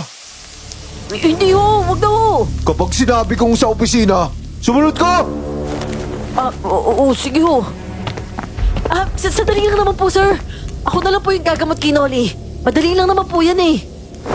Huwag nga kayong mangilam dito. Magtrabaho kayo. Ikaw, Noli, sumama ka na sa akin. Pero, sir, sinabi ko naman po... Sumama ka na nga sabi eh. Bitawan mo ako! Mga kasama, sinasaktan niya si Noli. Tulungan natin siya. Ano ginagawa niyo? Pagkakaisaan niyo ako. Pakulan niyo ako dito. Ngayon, sir, sabihin niyo sa amin, nasaan yung kambal na kinuha ng aswang? Ano bang pinagsasabi niyo? Wala ko alam dyan! Oh, wala palang alam to eh! Eh di patayin na rin natin! Bawas kalaban na! Oh, tara mga kasama! Itapon natin sa dagat tapos silahin na natin palabas! Teka! Saglit lang! Saglit lang! Huwag niyo ako patayin pakiusap! Teka lang! Teka lang mga kasama! Hoy ikaw! Siguraduhin mo lang na may silbi yung sasabihin mo, ha? Huwag mong isipin na natatakot kami! Oo, magsasalita na ako. Bukas pa na madaling araw yung kabilugan ng buwan. Kaya mamayang gabi pa atake ulit yung mga aswang para makuha ng kambal. Kapag pinatay niyo ako ngayon, tapos dumating si Madam Helen, malalaman niya kaagad yung galaw niyo. Mabubuking kayo kasi wala na ako dito. Kaya nga sabihin mo na sa amin kung saan nyo dinala yung kambal! Hindi pwede. Kasi mabubuko rin ako. Mabubuko? Ano bang pinagsasabi mo? Bago pa makasagot si Sir Cosme ay pumasok na ang mga taga-barangay. Si Kapitan mismo ang nagpaliwanag ng lahat. Anak pala niya si Sir Cosme na nagpapanggap lang nakakampi ni Madam. Dahil nga naghahanap siya ng hustisya para sa kakambal niya na pinatay ng mga aswang nung kapapanganak pa lang nito.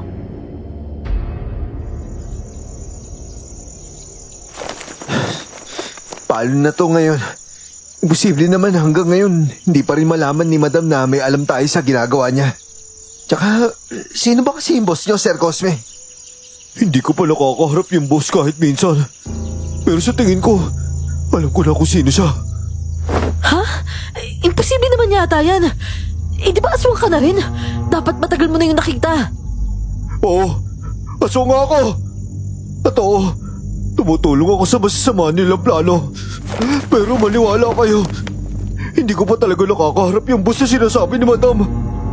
Eh kung ganun, patunayan mo na kakampi ka namin sa kabilugan ng buwan. Sinasabi ko sa'yo, Sir Cosme, babantayan ko talaga kayo. Sinubukan naming umaktong katulad pa rin ng dati pagkatapos umalis ni na Kapitan. Wala ring overtime noon. Hindi rin namin nakita si Madam maghapon. Pero alam kong lahat kami, tensyonado sa pagsapit ng kabilugan ng buwan. At ng gabing yon, inatake kami ng mga aswang. Sa dami nga nila ay halos hindi kami nakapanlaban. Pero hindi kami basta sumuko, kahit pa ang dami na naming sugat. Hirap din naman ang mga aswang na pasukin ang bahay dahil batbat ito ng proteksyon sa loob at labas. Katulong din namin ang mga kaibigan ni tatay sa pangingisda na lumaban nun. Hoy, hindi namin ibibigay sa mga kapatid ko! Tigilan niyo na kami! Ah! Magkakamatayan muna tayo bago niyo makuha yung mga bata! Ah! Kagalan! Ibibigay ko sa inyo yung hinihingi niyo! Pagkasabi nun ay umangil ang aswang. Sa kanya inatake si tatay na may hawak na itak. Naglaban sila. Ako naman ay lumapit para tumulong. Nakalapit ako sa aswang at naipulupot ko ang buntot pagi sa leeg niya. At pagkatapos ay nabitawan niya si tatay.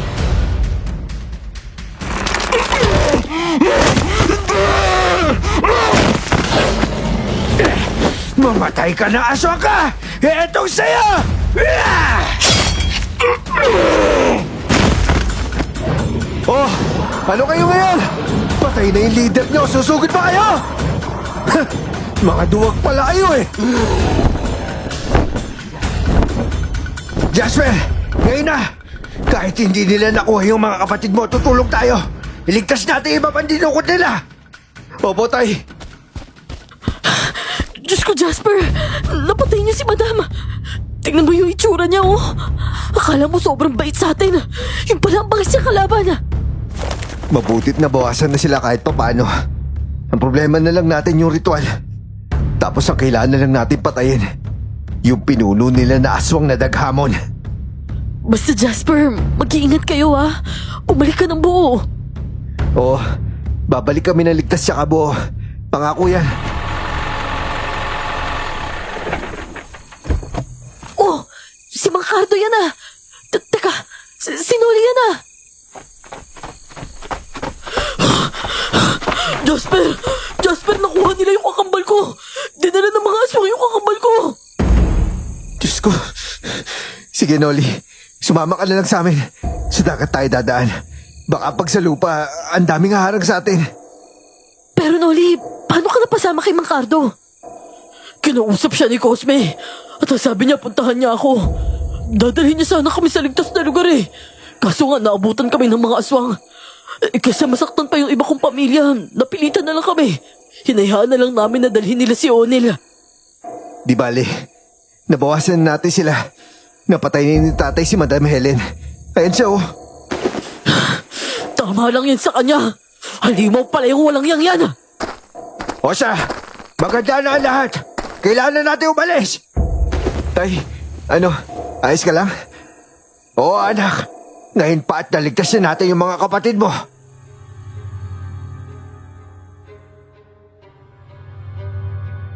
Binagtas namin ang daan patungo sa dalampasigan noon. At isa-isang sumakay sa mga bangka patungo sa kabilang bahagi ng isla. 3 bangka ang magkakasunod na umalis. Hindi kami dumaong sa mismong dalampasigan na malapit sa pagawaan. Pinili naming bumaba sa mas malalim na bahagi. yung malapit sa gilid ng bundok. Inakyat namin yon at mula roon ay naglakad kami ng ilang metro hanggang sa makarating nga kami sa likurang bahagi ng pagawaan.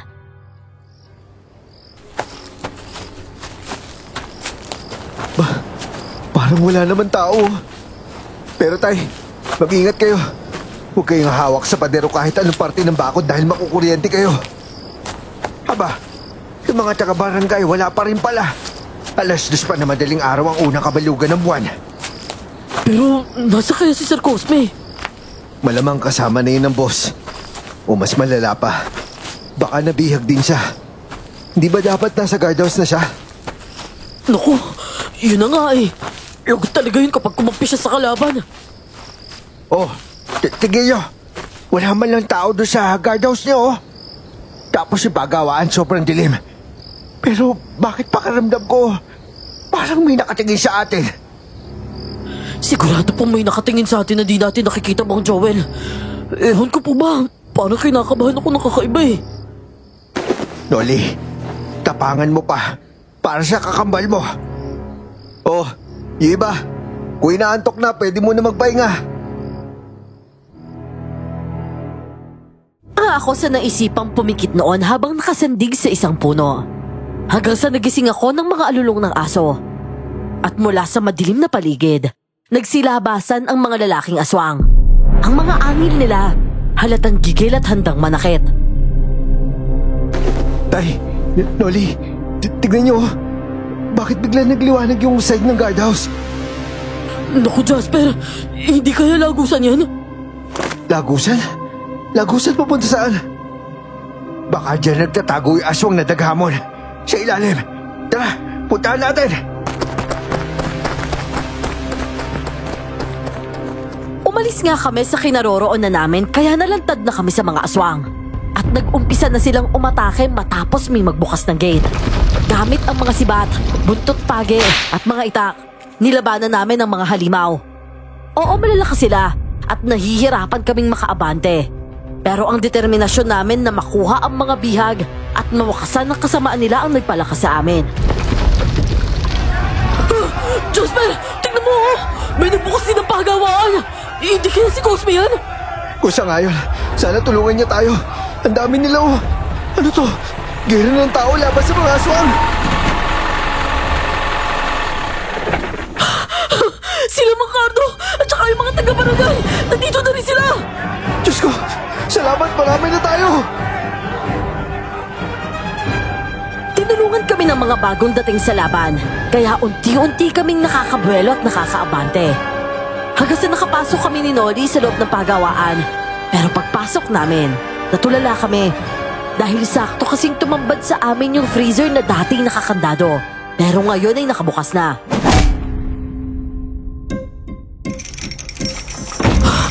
Teka, ano to? Pinto? Tama ka. Teka, may sumisigaw sa loob oh. Halika na, Jazz, pasukin na natin. Baka nandito na yung kapatid ko. Mahina akong pahirapan pa ang mga bata! Pitpitin na sila! Umakyat na tayo!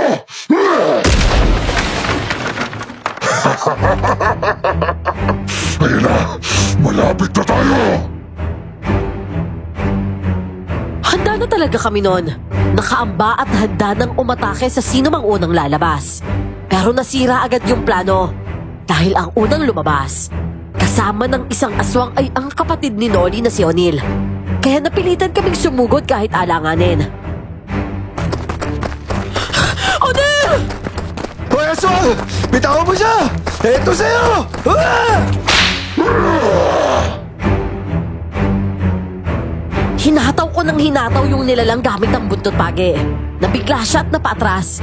Hanggang sa naibagsak niya yung lalaking pasan-pasan niya. Pero sunod-sunod na nagsilabasan yung iba pa. At sabay-sabay nila akong pinagtulungan.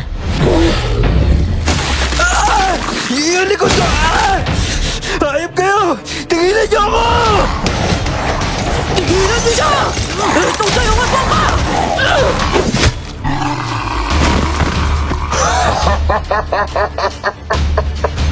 Dumating ka, Noli! Ngayon, may kaparis na ikakabal mo! Yung kamay ko! Bitawan mo ako, halimaw ka! Wala kang kasing sama! Ang itsura na to, mabubuo kapag nakuha ko ni kaluluwa mo! Kaya halika dito! Hindi! Bitawan mo ako! Lumayo ka sa akin! Ito sa'yo! Oh, ayun na! Malinis si mat mo! Wala ka na magagamit! Halika dito! Ibaba mo akong aswang ka! Halimaw! Jasper! Jasper, tulungan mo ako! Bitawan mo akong naghahamon ka! Papatayin kita! Mga kasama! Ilabas sila! Ipakita natin sa mga tao kung paano bumuhay na isang espiritu! Nagsisigaw si Nolly habang parang sako siyang binibitbit ng kakaibang aswang. May sunga yon at parang maraming mata. Ang bigat talaga ng hangin at ang lamig nun sa balat. Noli, sorry. Wala talaga akong magawa. Diyos ko, tulungan niyo po ako. Ano gagawin ko? Jasmine, mag-isip ka, Jasmine. Mag-isip ka. Uy, Jasmine, huwag ka maingay. Bumangon ko dyan. Ito, ikalat mo itong mantika sa paligid ng pagawaan. Tapos ilaban mo. Bilis, wala na oras. Sir Cosme, bilisan mo na. Wala na oras, Jasper. Bilis! Sa kabila ng nananakit na katawan ay sinunod ko yung utos niya. Gamit ang maliit na flashlight sa lighter ay unti-unti kong naikalat ang mantika. Habang abala sa labanan ang mga tao at mga aswang. At ang daghamon. Akala mo'y walang kamatayang nilalang. Nakadipa sa entrada ng pagawaan.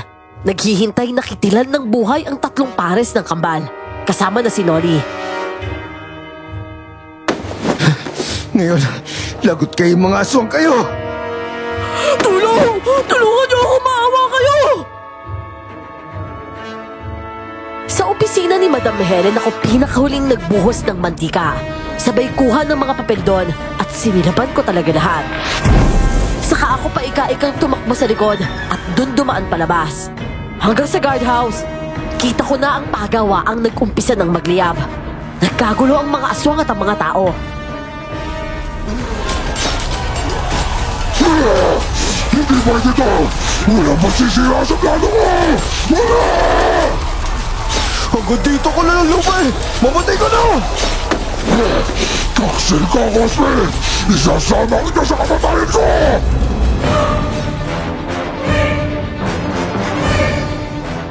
Sa nakikita at narinig ko ay nalaman kong si Mang Lupe pala ang aswang na naghamon.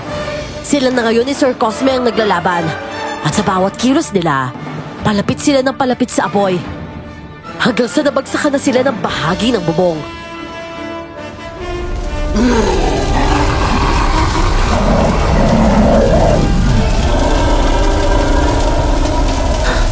Jasper! Jasper, anak! Nasa ka, Jasper! Jasper! Mang Joel, pasensya na po talaga kayo. Kakatanggol niyo sa akin, yung anak niyo patuloy yung napahamak. Diyos ko! Yung anak ko! Tay! Tay! Nandito ako, Tay! Ligtas ako, Tay! Anak! Jasper! Diyos ko! Jasper, ikaw nga! Salamat buhay ka, anak! Jasper! Jasper, tol! Salamat naman at buhay ka! Salamat sa tulong niyo, tol! Si Cosme, iniwanan niya ako ng lighter. Noli, sabi niya, buhusan ko rin ng mantika yung buong paligid ng pagawaan. Tapos silabang ko. Siya yung nakaisip ng paraan para hindi matuloy yung pagpapalakas sa aswang na yun. Kakampi pala talaga natin siya hanggang sa huli. Tapos sinakripisyo pa niya yung buhay niya para lang mapatayo si Mang Lupe. Grabe, si Manlupi pala yung tinuturing nilang boss. Mira, wala tayong kaalam-alam doon ah. Kahit nangingilo sa sakit ng katawan ay pinilit kong sumama kina tatay at Nolly. Para nga lapitan yung mga batang binihag. Dinala sila sa guardhouse pansamantala at doon ko lang talaga nasipat ng mabuti. ang loob ng maliit na kubo na yon. Hindi purong semento lang ang sahig doon, kundi plywood na may semento lamang. At nakakagalaw siya para bigyang daan ng isang hindi kalakihang butas. Hindi na ako nakasama pang bumaba sa ilalim nun dahil nangingilo na talaga ang likod ko.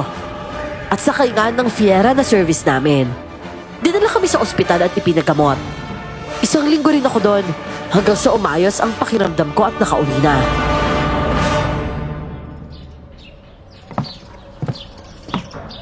O ano, punta tayo dun sa pagawaan?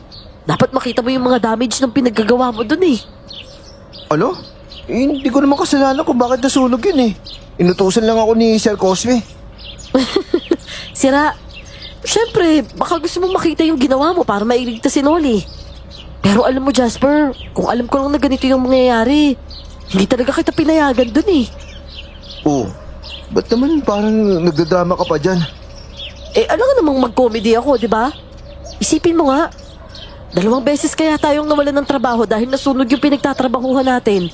Tapos ngayon, pati ikaw munti ka nang maging chicharon. Ang totoo nga niyan, akala ko talaga mamamatay na ako eh. Hindi talaga pumasok sa isip ko na masusunog yung pagawaan na yun. Si Sir Cosme talaga. Siya talaga yung nagligtas sa atin. Kahit sino pa nakaisip niyan, ang mahalaga ligtas ka. Oh, pwede bang makaistorbo ko saglit? Sir Cosme?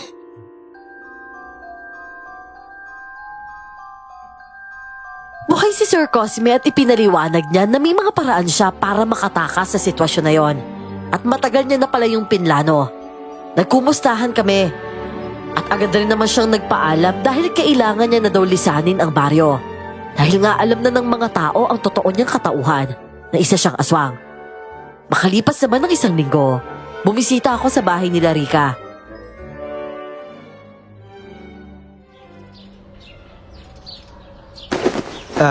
Nay Lorna, Tatay Ricardo. Balak ko na po sanang magpakasal kay Ricky eh. Sana po payagan niyo po kami. Bakit naman hindi? Wala namang rason para tutulan pa namin ang pag-iisang dibdib ninyo. Naku, salamat po ah. Ang kaso lang po babalik po sana kami sa Maynila pagkatapos eh. Sigurado ka na ba dyan, Jasper? O Rika, sigurado na ako. Kagaya ng dati lang.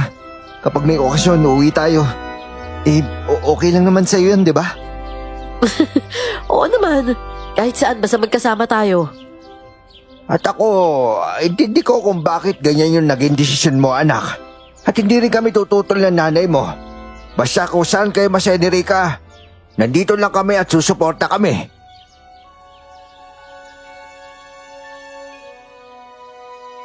Lubos kaming nagpapasalamat ni Rika sa mga pamilya namin dahil nandyan sila palagi para suportahan kami.